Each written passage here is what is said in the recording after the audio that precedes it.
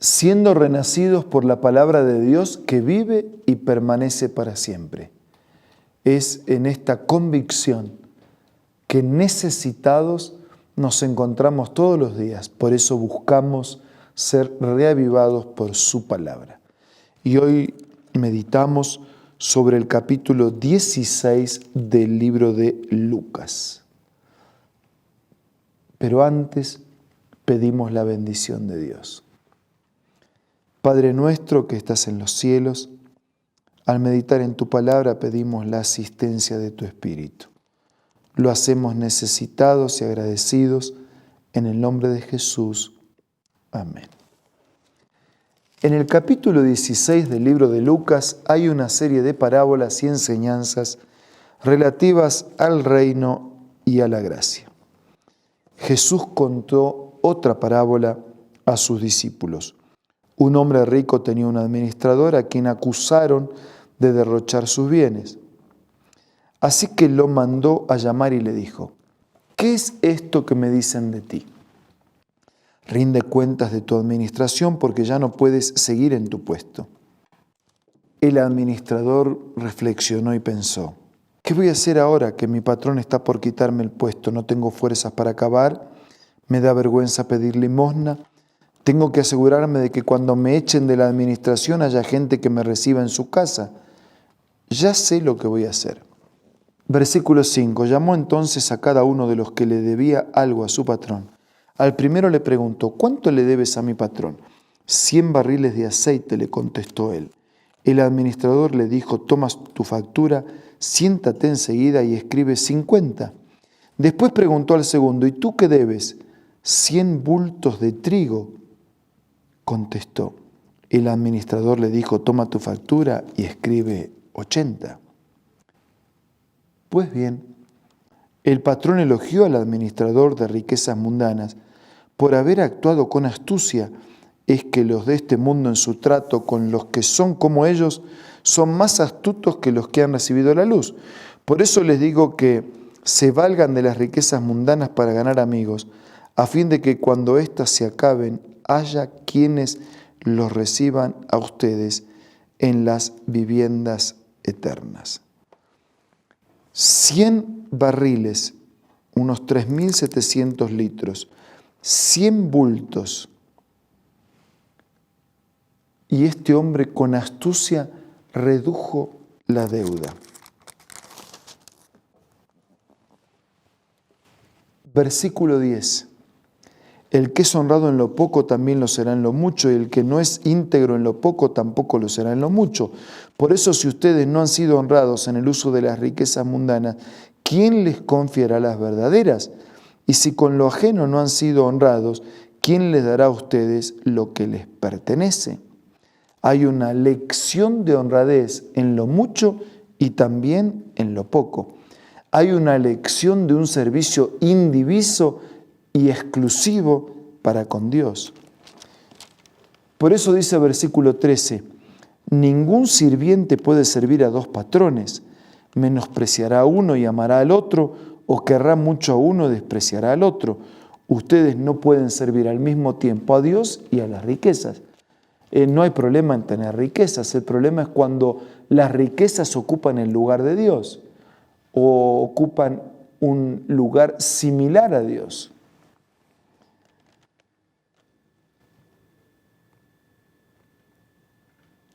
Versículo 14. Oían todo esto los fariseos a quienes les encantaba el dinero y se burlaban de Jesús. Él le dijo: ustedes se hacen los buenos ante la gente, pero Dios conoce sus corazones. Desen cuenta de que aquello que la gente tiene en gran estima es detestable delante de Dios. Que Jesús insiste con que no es con la apariencia como van a resolver los problemas. Ustedes pueden engañar a la gente por un poco de tiempo, pero no pueden engañar a Dios por ningún tiempo. Versículo 16 en adelante. Aparecen otras enseñanzas. Los profetas se proclamaron hasta Juan. Desde entonces se anuncian las buenas nuevas del reino de Dios y todos se esfuerzan por entrar en él. Es más fácil que desaparezca el cielo y la tierra que caiga una sola tilde de la ley. Jesús está hablando de la vigencia de la ley, que es más fácil que se caiga el cielo y la tierra, el sol, antes que se caiga un acento de la ley. Versículo 18, ahora ya no habla del evangelio y de la ley, ahora habla del divorcio. Dice, todo el que se divorcia de su esposa y se casa con otra comete adulterio, y el que se casa con la divorciada comete adulterio. Es decir, el adulterio es la única razón, bíblicamente hablando, para aceptar un divorcio. Aún así, si se puede perdonar, el perdón sigue siendo el mejor camino y la reconciliación el mejor resultado. Versículo 19 hay una parábola contada. Había un hombre rico que se vestía lujosamente y daba espléndidos banquetes. En realidad es un relato ficticio y de ese relato ficticio se sacan lecciones aplicadas a la vida. Dice que este hombre rico se vestía lujosamente y daba espléndidos banquetes todos los días. Y a la puerta de su casa se sentaba un mendigo llamado Lázaro, que estaba cubierto de llagas y que hubiera querido llenarse el estómago con lo que caía de la mesa del rico. Hasta los perros se acercaban y lamían las llagas. Resulta que murió el mendigo y los ángeles se lo llevaron para que estuviera al lado de Abraham. Y también murió el rico y lo sepultaron. Y en el infierno, en medio de sus tormentos, el rico levantó los ojos y vio de lejos a Abraham y a Lázaro junto a él. Así que alzó la voz y lo llamó: Padre Abraham, ten compasión de mí y manda a Lázaro que moje la punta del dedo en agua y me refresque la lengua, porque estoy sufriendo mucho en este fuego. Todo este relato es ficticio porque nada de esto acontece. La palabra de Dios es muy clara, lo que sucede cuando una persona muere. El descanso de la muerte hasta que el Señor regrese y todos sean resucitados, y allá en el final, después de la resurrección, unos recibirán la vida eterna y otros la condenación definitiva, pero no es que hay un infierno permanente. Pero de este relato ficticio que existía en aquellos días, el Señor sacó lecciones. Dice, Abraham le contestó: hijo, recuerda que durante tu vida te fue muy bien, mientras que a Lázaro le fue muy mal. Pero ahora a él le toca recibir consuelo aquí y a ti sufrir terriblemente. Además de esto, hay un gran abismo entre nosotros y ustedes, de modo que los que quieren pasar de aquí para allá no pueden, ni tampoco pueden los de allá para acá. Él respondió: entonces te ruego, Padre, que mandes a Lázaro a la casa de mi padre, para que advierta a mis 5 hermanos, y no vengan ellos también a este lugar de tormento. Pero Abraham le contestó: ya tienen a Moisés y a los profetas, que le hagan caso a ellos. No le harán caso, padre Abraham, replicó el rico. En cambio, si les presentara uno de entre los muertos, entonces sí se arrepentirían. Y Abraham le dijo: si no le hacen caso a Moisés y a los profetas, tampoco se convencerán aunque alguien se levante de entre los muertos.